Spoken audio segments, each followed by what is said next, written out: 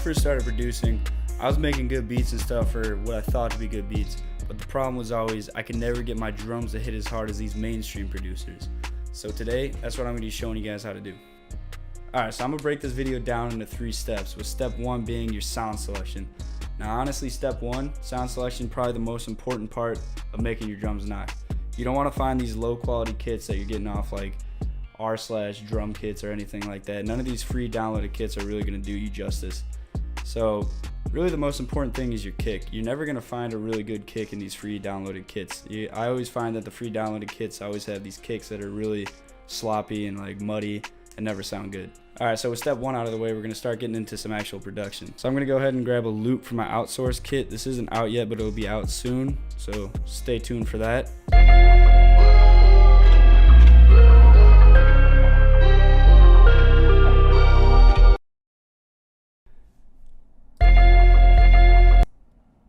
So I'm just going to pitch this down real quick. And I'm also going to remove all the low end out because I don't want any of that.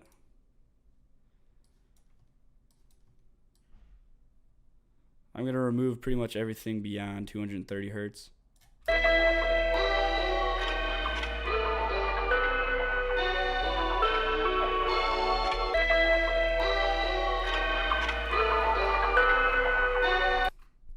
Alright, so now I'm going to make a simple drum pattern real quick, and then I'll show you guys step 2. And by the way, all the sounds that I use in this video are going to be in my new kit. Check the description for the link.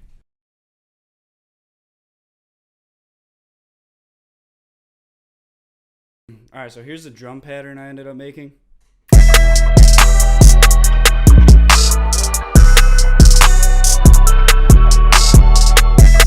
So you can tell it's pretty simple, it's unmixed, but the drums are already hitting pretty hard, and that's because the sounds that I've used are actually decent drums. But now we're going to get into step 2, which involves a little bit of mixing. So step 2 is going to be correctly leveling your drums. So the way I level my drums is I first start by taking everything, including the melody, and bringing the levels all the way down. You can do this by holding Control and just dragging across your mixer tracks on your keyboard. And then I usually start with the melody, and I bring that up to about -15 decibels.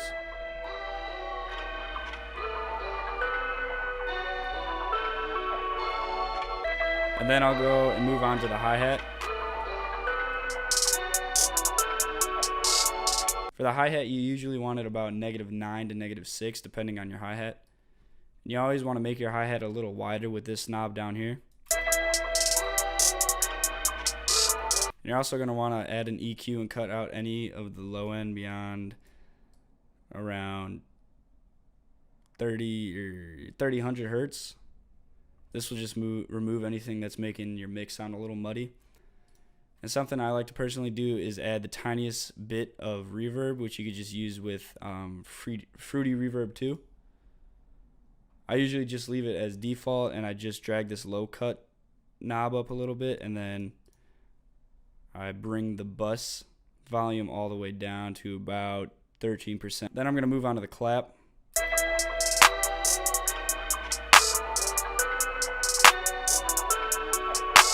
And I actually don't like how dark this clap is, so I'm going to go into the channel rack, click on the clap, go to the envelope settings, and actually bring it up to A.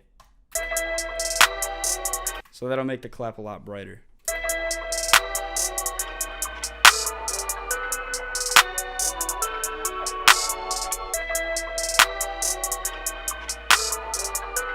So I usually like my claps pretty loud. I wouldn't say there's like a default spot you want your clap to be. Just do something that sounds good to you. So after that, I'll probably move on to any perks such as snares, hi-hats, open hats, any extra sounds.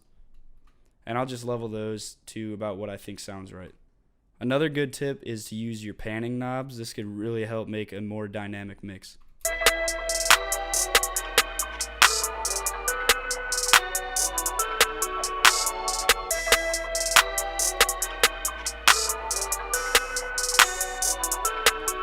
And for my hi-hats, I like them to be pretty quiet and very spread out, very stereo. So I like to bring this knob almost all the way up.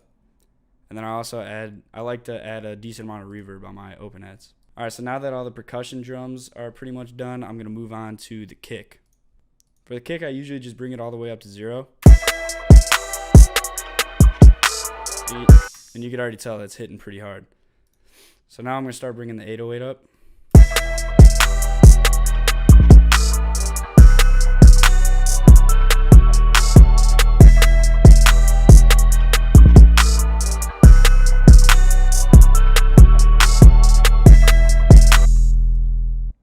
And I'm using the Spins 808, and this 808 tends to be a little bit lower in the mid section of the 808. So what I'm going to do is open up a Fruity EQ and just bring the mid frequencies up a little bit.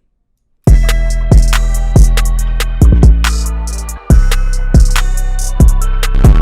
that sounds about right to me. So a very important step in mixing your kick and 808 is to sidechain your kick to your 808. This will make your kick hit a lot harder, and what this does is it makes the 808 duck every time the kick hits. In order to do this, what I like to do is add a Fruity peak controller to your kick. You can just pause the video and copy the settings I have right here. Then go to your 808, and I like to add a Fruity Love filter. Go to the presets and go to volume and panning. And then over here in the modulation tab, I like to right click on the Y knob and click link to controller. Drop down this menu and click peak control - peak. Accept. And now you should have successfully sidechained your 808 or your kick to your 808.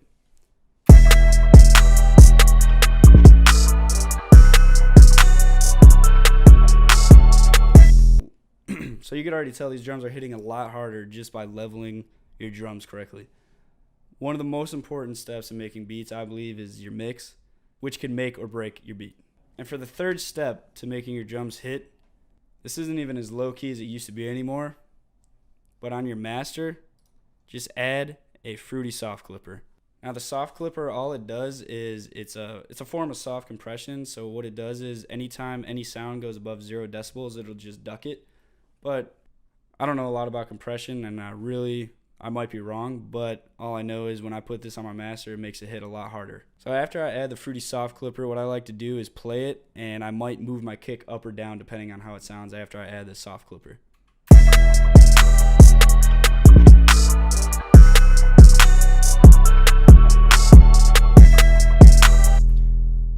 So I ended up moving it up because I didn't think it was loud enough. And a lot of people believe that if you go over 0 decibels, which is considered clipping, it'll sound bad, but just use your ears. If it sounds good, it sounds good. I mean, it's your mix. Do what you want. Make your beat sound good. All right, so if you followed those 3 steps, with step 1 being good sound selection, step 2 being your mix, leveling your drums correctly, and step 3 being a soft clipper, you should have drums that sound like this.